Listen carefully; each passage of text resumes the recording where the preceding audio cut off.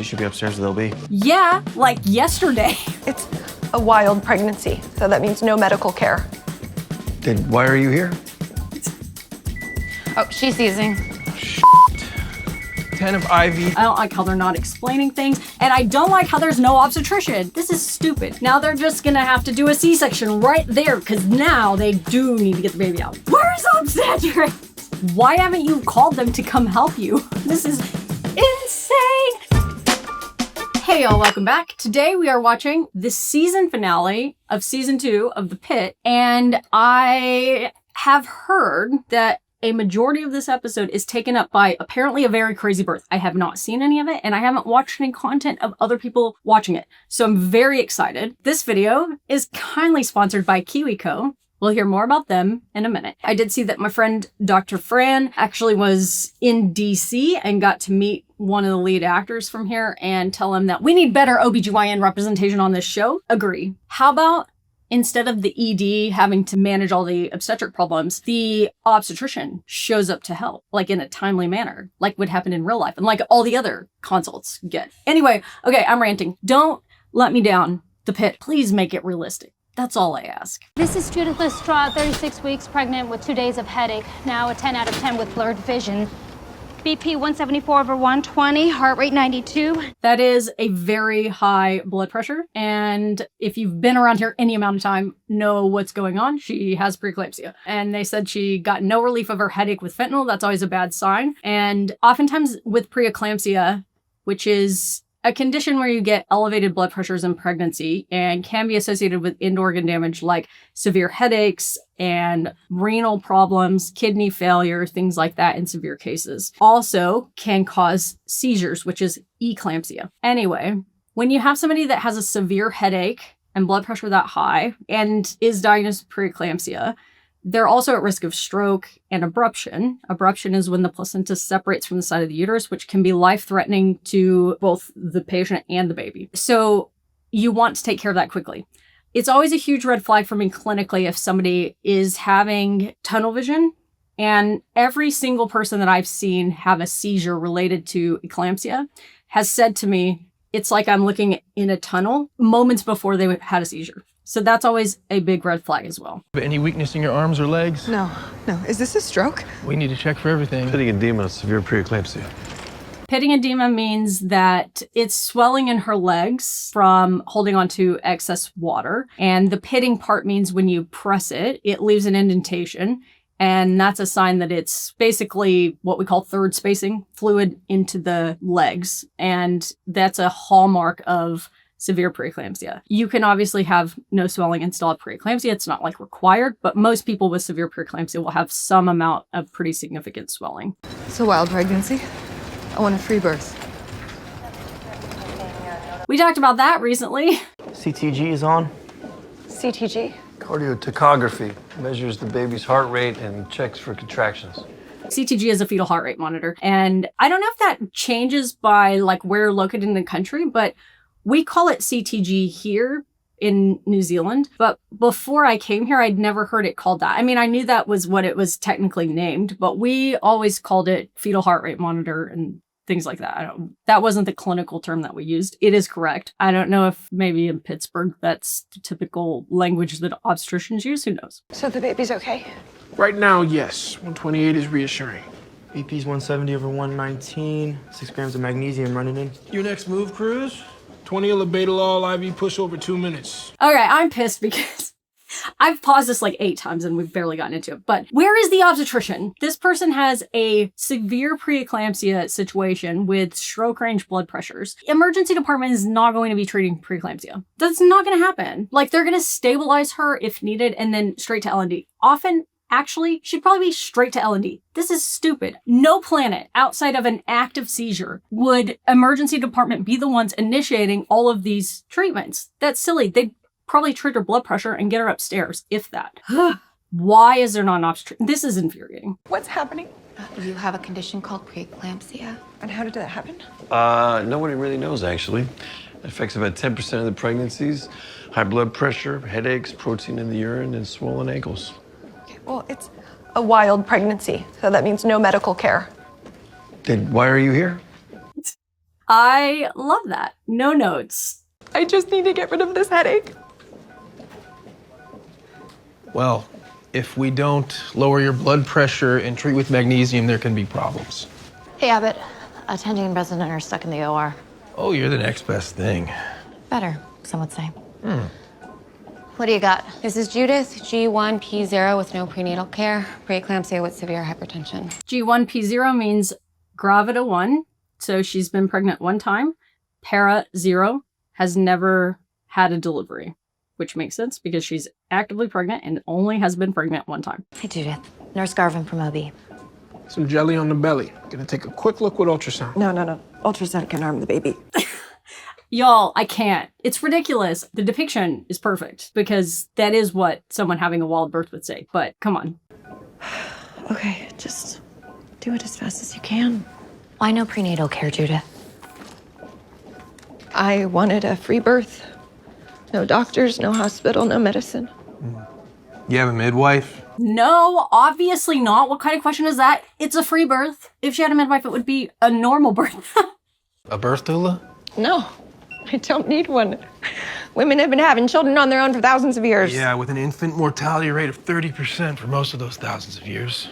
Female length 7 centimeters. 37 weeks. They'll probably induce. Not sure how infant mortality rate is the figure that you need to go within that because infant mortality is not the same as stillbirth and maternal mortality, but I guess adjacently related. They'll probably induce. What? No. Absolutely not. At 37 weeks, the cure for preeclampsia is to deliver the baby. We need to get you upstairs so the OB doctors can induce labor to save you and your baby. No. That's real cute that the ER is making that plan, but one, this is not how you counsel people who are averse to medical intervention. This needs to be a conversation and a discussion. And clearly, nobody's actively dying. Why are you not letting the obstetricians have this discussion? I don't like how they're interacting with her. I don't like how they're making it contentious. I don't like how they're not explaining things. And I don't like how there's no obstetrician. Another 40 of them available. Mag bolus is in now, 2 grams an hour. Labs are coming back. Hemoglobin 7.5, platelets 40, LFTs are sky high. HELP syndrome. So what they just said there, just to clarify, so they're giving more labetalol. Interestingly, they're very much following ACOG recommendations for how to treat severe range blood pressures, which is awesome. And then Mag Bolus is saying that she got magnesium, which is what you use to decrease the risk of seizures for people with severe preeclampsia. And it's actually, we call it preeclampsia with severe features now, but whatever. And then the labs that they call out, so hemoglobin 7.5, that's significant anemia, and platelets 40, that is incredibly low. So normal platelets is over 140, 150, and normal hemoglobin at this stage of pregnancy, it's not uncommon to see it at like 10 or 11, but you'd really like it higher than that, over 12 at least. And LFTs are sky high, so her liver enzymes are very abnormal. So what she has is something called HELP syndrome. The reason you get anemia with HELP syndrome, sometimes, it can be confusing because you also get hemoconcentration. So when all that fluid moves out of your blood system and into like third spacing, your legs or whatever, then you have a higher concentration of red blood cells. So it can make your hemoglobin level look falsely high. So hemolytic anemia is because your body starts destroying the red blood cells. And that can be represented by a low hemoglobin level, but it also can be falsely normal-ish because of the hemoconcentration. Does that make sense? I don't know if my explanation is making sense. So she's anemic. That's probably because she has hemolytic anemia. HELP syndrome stands for hemolytic anemia, elevated liver enzymes, low platelets. Best naming system ever. Hemolytic anemia, elevated liver enzymes, and low platelets. They're cleaning a room. We can bring her up in 10 minutes. How you doing, Judith?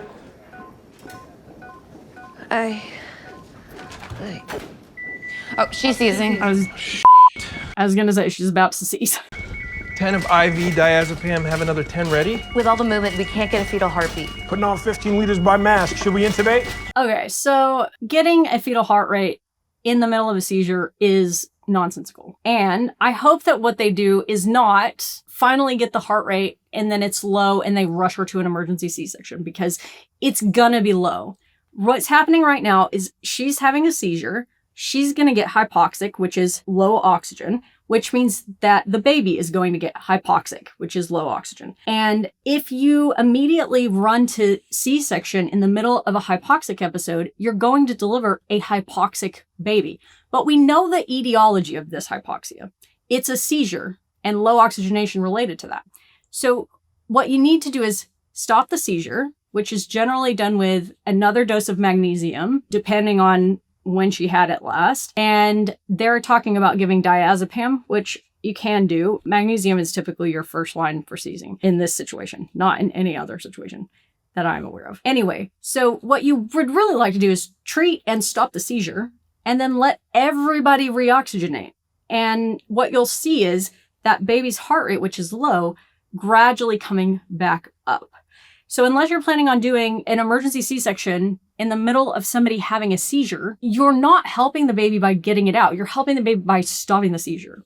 Cruise CTG isn't reading. Check with ultrasound. On it. It's fine. She's seizing. Nasally, what's the diagnosis? With the seizure, now with eclampsia. Fetal heart rate is about 90. Way too low. Mom's stats are going down. Found a tuber? Set up for it, but wait. Another 10 of diazepam, push 4 grams of Keppra. Pulse ox is 88.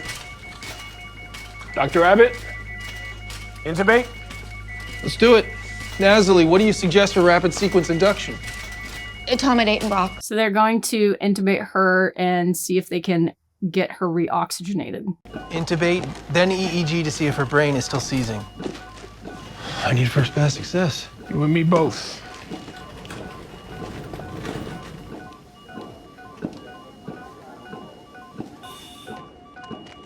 Good lung sliding bilaterally. Fetal heart rate borderline at 98. That's not borderline. I mean, it is borderline if it's just sitting there, but like someone actively seizing now being intubated, I'm not panicking about that fetal heart rate. I know what caused it, and if we can get the seizing to stop and we can reoxygenate mom, we can reoxygenate baby. Still seizing while paralyzed. It's non-convulsive status.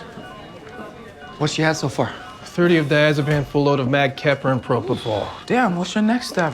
Any ideas? Nasally?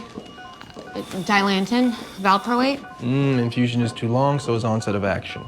Push 100 of ketamine, that's had results with refractory status. She also has HELP syndrome. Hemoglobin only 7, platelets down to 30.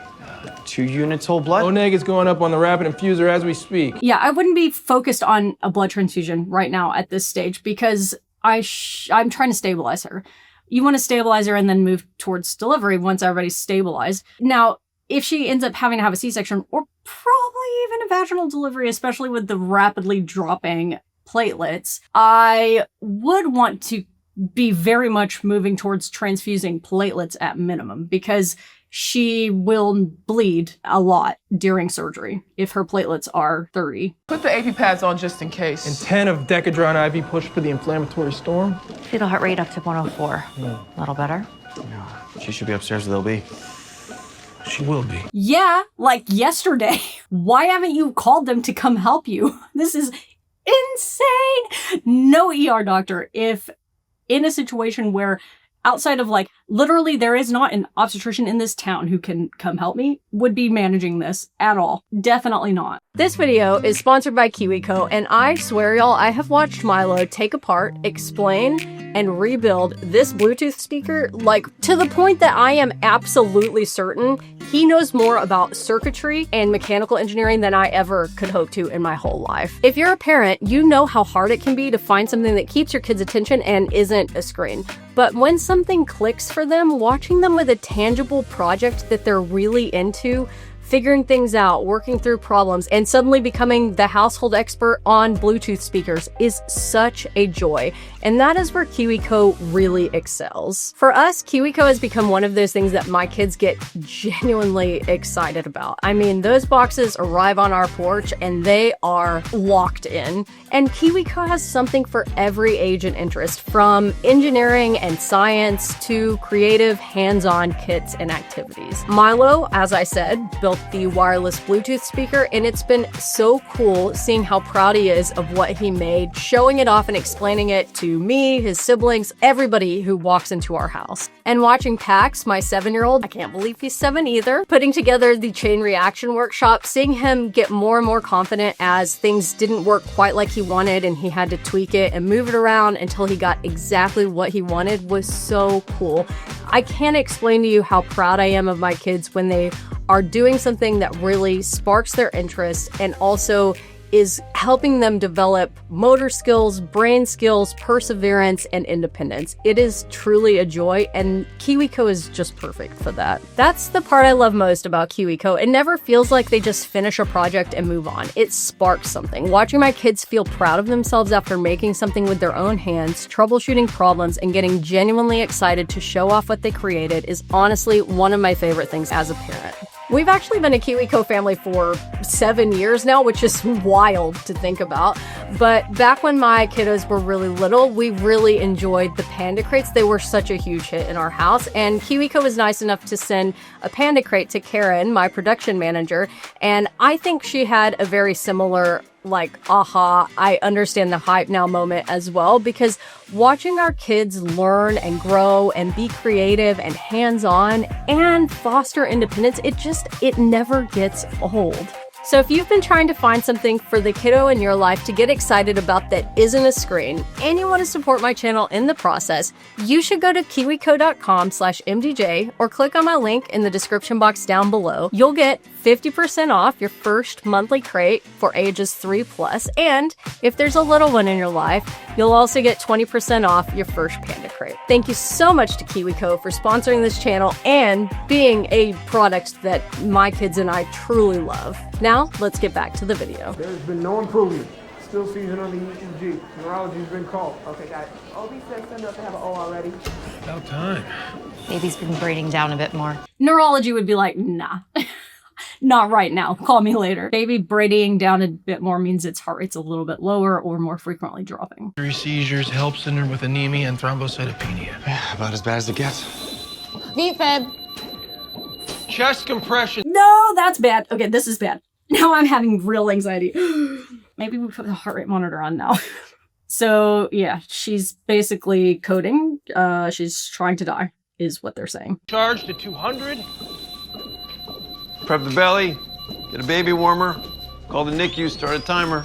Charged. Now they're just gonna have to do a C-section right there because now they do need to get the baby out. So it doesn't make sense why you don't do that in the middle of a seizure, but if somebody is dying and their heart's not pumping blood anymore, you have about 5 minutes to get baby out before baby is also not alive anymore. And the reason it's different in a seizure is because it's a correctable situation. Now, this can be correctable, but it's more likely to be correctable, like your heart not beating, if you can improve the circulation to her, and getting the baby out helps with that too. So now they're going to be prepping for what they call a perimortem C-section, which is essentially doing a cesarean on somebody who is dead or dying. Charged.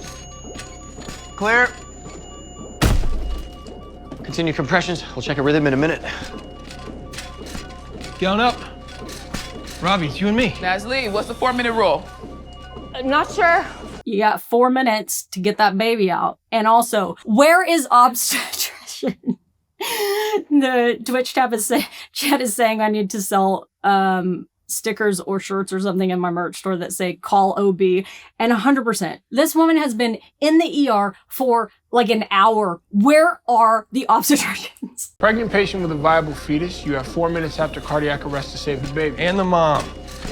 We don't call it a postmortem C-section anymore. It's a resuscitative hysterotomy to try to save them both. But she doesn't want any medical intervention. That doesn't matter. Mom and baby are both dead if we do nothing. Okay, charge to 200, one more rhythm check, and then Abbott and I are gonna cut. Ellis, you and Cruz on mom resuscitation. Shen, you and Nasli take the baby. Okay, hold compressions. Still VFib. Clear. No change. Resume compression and Pavepi. Okay, showtime. I swear to God, if what just happened was that person who walked through that door and looked like they were so bored they had never been to a code in their life, and if they had been, they didn't know what was happening. If that's the obstetrician, my head's gonna explode. We need to get this baby out right now. Take a break. Okay, Okay, good job. You just put a lot of betadine exactly where you're not going to cut. What the heck? Like, if you do a midline incision, I guess maybe it will be up there a little bit, but not above the belly button. If you're splashing and cutting, put it in the right place. Tembley.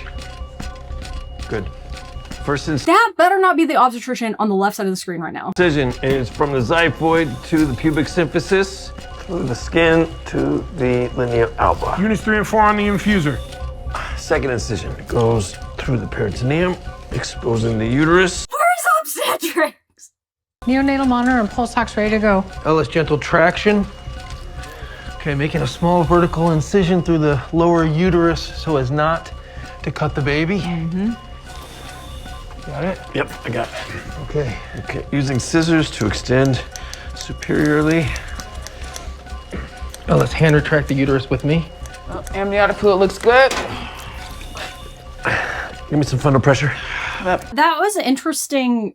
Like, it's a fairly realistic depiction of a surgery. The graphics were weird. Somebody in the Twitch chat asked why they were doing it vertically and isn't it usually horizontal? Yeah, most C-sections are, and you'll meet two different thoughts on this. One of them being, if it's an emergency, you need to do a midline incision because that will allow both for that to be extended if other things need to happen, like general surgery needs to come in, a hysterectomy needs to be done or whatever. So I think in this situation, a midline incision makes sense. However, you're also trying to get to baby fastest. And so some schools of thought on this are, I want to do whatever I am most proficient at and how I can get baby out fastest. For me, that would not be a midline. It's going to take me a little bit longer. But for an ER doctor, they're not proficient at either. So where's obstetrics? Okay. Baby's out. It's a girl. All right. Milking the cord. Clamping. Cutting.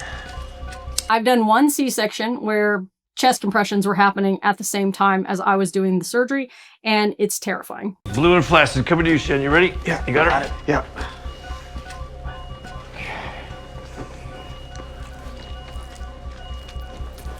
Poor tone, no movement.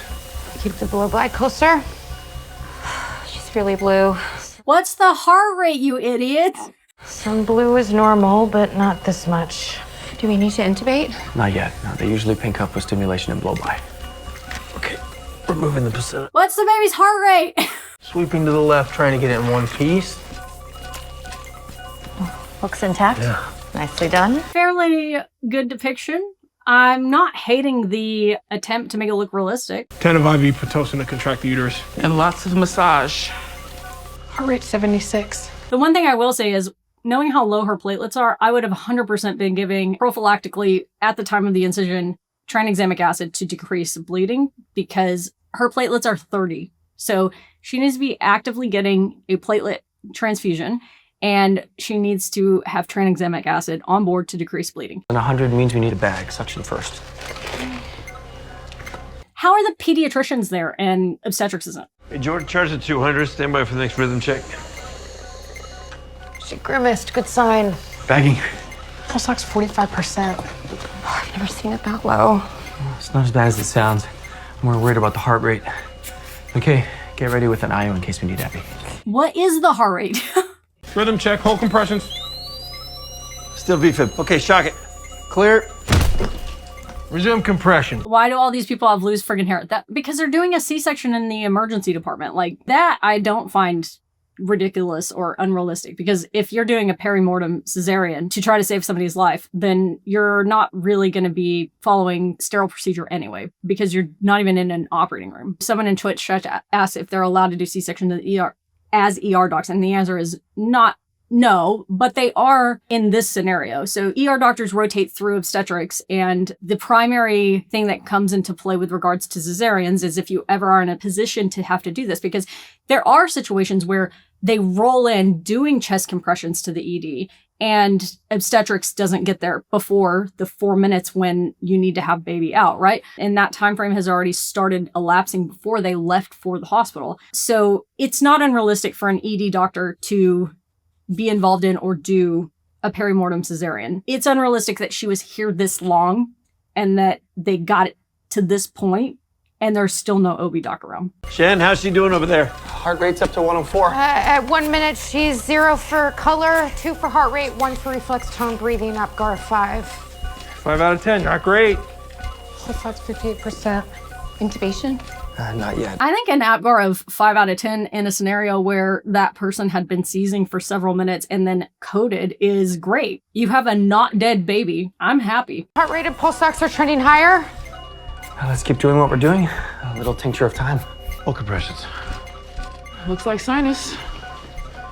That means they got her heart rate back. That's excellent news and not uncommon when somebody has been coding and then the baby comes out because there's no more baby to keep alive and more focus from the circulatory system can be focused on the person who owns it. Heart's barely pumping. It's PEA. Back on compressions. Transfused, 2 more units. She needs more red cells and platelets. Ongoing blood loss from the uterus. Give me all the lap heads we got, please. Units 5 and 6 are in. Down to a slow ooze here. Hold compressions. Looks like sinus. And I got a weak carotid. Okay, cycle the BP. This is good. So they said she's in PEA, pulseless electrical activity, meaning she has a heartbeat on the monitor, but her pulse is not palpable. You can't feel it, meaning it's not enough to just let the heart do that. You need to keep resuscitating. No seizure activity on the EEG. That's progress. That's progress. We're at 5 minutes. Heart rate is 132, pulse ox 79%. Nasally, the Apgar. 1 off for color, 1 off for tone, 1 off for respiration with hypoxia, total of 7. Respiration scores for observed breathing, not pulse ox. Stat of 80 is normal at 5 minutes. With no crying, she still gets 1 off. That's excellent news. Oh, she just scored the winning point. Apgar of 8 is pretty normal. They saved her life. Gives me chills, which is good because I'm still pissed. What did I miss? Eclampsia with status, HELP syndrome, cardiac arrest, resuscitative hysterotomy. I was in the OR with a septic twin C-section. Got your text 12 minutes ago. Shit happens fast down here. Resuscitative hysterotomy in 36 seconds. Right. I was in the OR with a septic twin C-section. So I'm confused. All right. So he said, I got your text 12 minutes ago. That's bonkers, right? They would have called OB as soon as they walked into the hospital, not texted for something this severe. And then when she started coding, immediately call up to the OR and someone can hold pressure and keep the patient who's there alive if you're the only obstetrician in the hospital, because that one's dead and she needs your help more. This isn't how you would do. I'm not saying there's no situation ever where obstetrics wouldn't show up to this, but this is silly. If she just came in like that, maybe I buy it. But in a teaching hospital that has junior doctors, consultants, everybody on every floor, which is what this hospital is, this is not how this would go, with few exceptions. The most important things I've ever done in my life have been in this hospital. Nothing will ever matter more than what I've done in this hospital, but it is killing me. You know how they say that a part of you dies when you lose someone you love? I'm not convinced that a part of you doesn't die every time you see a fellow human pass, and I've seen so many people die that I feel like it's leeching something from my soul. I can't imagine being in a field where there was that much death. I really appreciate that that's not something that is like a regular part of my week. Stillborn babies and sharing that news with people who are pregnant is awful. It never gets better. But I don't know. I always appreciate that people let me walk with them down that road, even when it's terrible. I have had maternal deaths as well. And that feeling of something dies in you is like I can still close my eyes and see all of their faces. And it never leaves you. I don't think I could do the work that ER doctors do. Knock off this helmetless motorcycle shit. That's death wish behavior. I'm tired of being a role model. I'm tired of feeling like you can't get ahead. I'm tired of feeling like I'm drowning every day. I'm tired of all of it. You need to get away for a while and you need to get some help. You need this place as much as it needs you.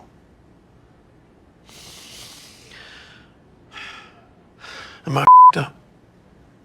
100%. Well, that was stressful, but interesting nonetheless. I'm glad they lived, and that's all I have to say. Thank you for being here. Don't forget to check out today's video sponsor, KiwiCo, using the link in the description down below or by going to kiwico.com/mbj. I will see you next time.